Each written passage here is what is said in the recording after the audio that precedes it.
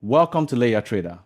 This is where trading is stripped down to behavior, not bravado, where discipline matters more than intelligence and restraint matters more than conviction. Trade small or you go broke trying. That sentence sounds obvious, almost boring, and yet most traders quietly believe it doesn't apply to them. Not today, not on this setup, not after the work they've put in. I've watched traders with solid understanding, decent discipline, and years of screen time slowly dismantle themselves, not because they didn't know better, but because they sized their emotions into the market. This isn't about risk formulas. It's about how size changes who you become while you're trading. If you've ever felt a trade start to matter a little too much, if you've ever noticed your thinking tighten as size increased, then this conversation is for you. Because the market doesn't usually break traders with one bad decision. It breaks them by letting size distort judgment again and again until discipline collapses quietly. If you value restraint over excitement and structure over urgency, subscribing here isn't about growth or signals. It's a way of aligning with how you choose to trade and helping this message reach traders who need it. Most traders don't blow up because they're reckless. They blow up because they care too much about individual outcomes. Position size is the fastest way to turn caring into pressure. At small size, a trade is information. At large size, the same trade becomes a verdict. I've noticed that the moment size increases, traders stop watching price and start watching themselves.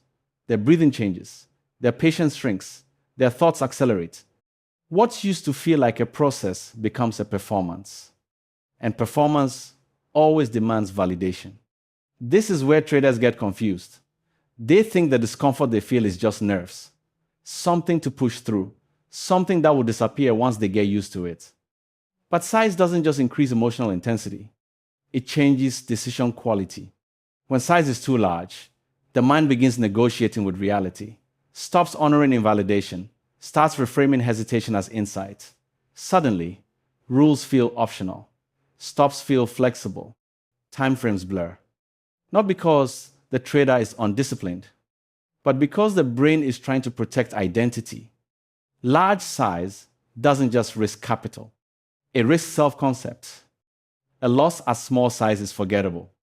A loss at large size feels personal. And once trading becomes personal, objectivity dies. Most traders don't realize this because the transition is gradual. They don't jump from small size to reckless size. They creep. They earn the right. They size up after a win, or after a stretch of discipline, or because they're tired of waiting.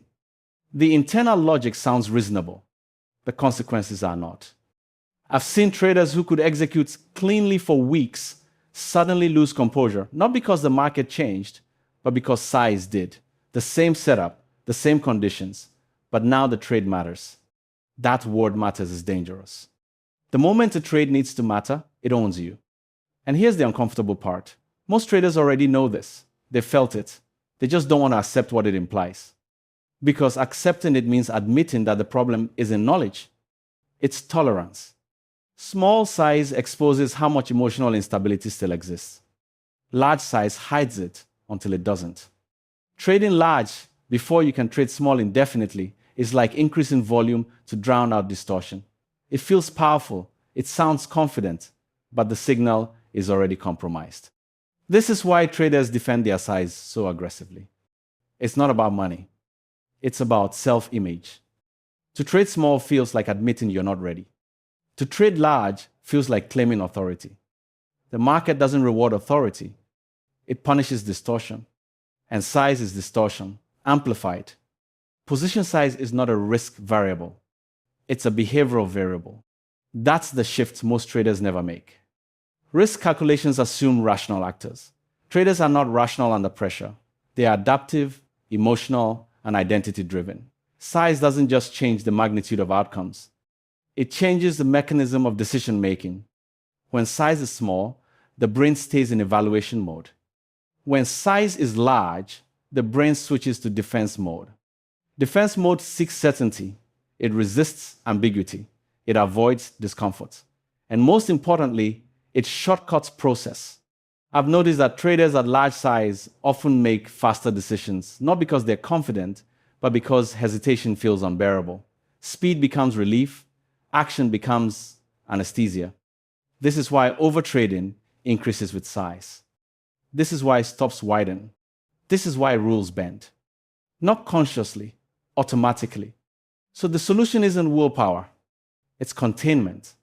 Professional environments don't rely on emotional maturity, they rely on constraints. Pilots don't trust themselves not to make mistakes. They use checklists. Surgeons don't freestyle. They operate within protocols. Trading is no different. Small size is a protocol. It limits emotional velocity. When size is small enough, mistakes are survivable. Feedback is clear.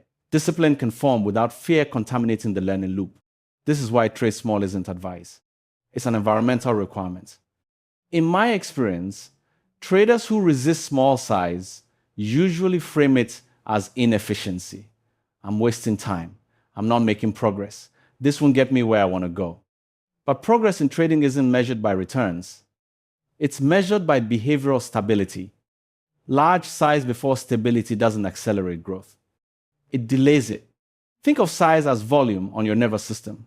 Too low and you can't hear the signal. Too high and everything distorts.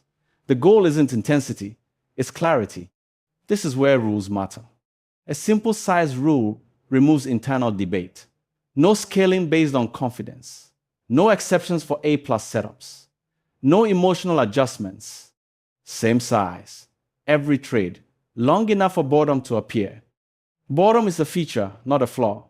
It means the nervous system is calm. It means decisions aren't being driven by stimulation.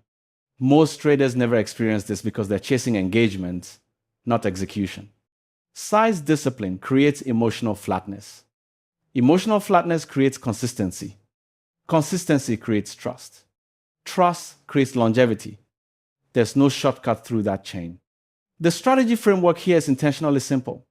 One environment, one size, clear invalidation.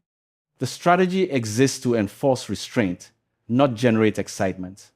Trades are only taken when conditions align. When they don't, nothing happens. No forcing, no anticipation, no almost. And size never changes. I've found that when traders adopt a single fixed size, small enough to feel almost irrelevant, their behavior changes first, not their results. They stop watching every tick. They stop managing trades emotionally. They stop narrating outcomes in real time. They start observing again. Losses become data. Wins become incidental. That's control. The goal isn't to feel fearless. It's to feel unattached. Small size allows invalidation to be honored without negotiation. It allows boredom to exist without being solved by action. It allows patience to form without effort. And most importantly, it reveals whether discipline actually exists. If a trader can't follow rules at small size, large size will destroy them. That's not an opinion. It's a pattern.